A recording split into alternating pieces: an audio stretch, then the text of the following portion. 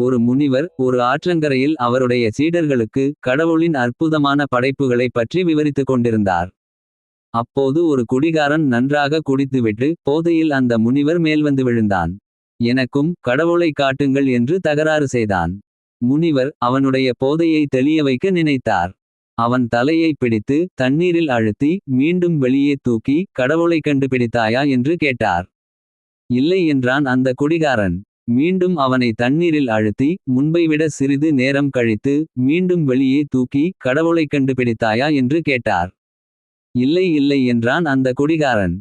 மீண்டும் அவனை தண்ணீரில் அழுத்தி முன்பைவிட அதிக நேரம் அழுத்தி பிடித்தார். மூச்சுவிட திணறி கைகளையும் கால்களையும் தண்ணீரில் அடித்தான் அந்த குடிகாரன். அவனை வெளியே தூக்கி இப்போது கடவுளை கண்டுபிடித்தாயா என்று கேட்டார். அதற்கு குடிகாரன் நிமிர்ந்து தடுமாறி கண்களை துடைத்து சிறிது மூச்சை இழுத்து பிறகு அந்த முனிவரிடம் நீங்கள் சரியாகத்தான் சொல்கிறீர்களா? கடவுளை இங்குதான் தொலைத்தீர்களா என்று கேட்டான். பிடிவாதம் பேசினால் பசுவின் பல்லும் போகும். If you speak stubbornly, even a cow's teeth will fall off.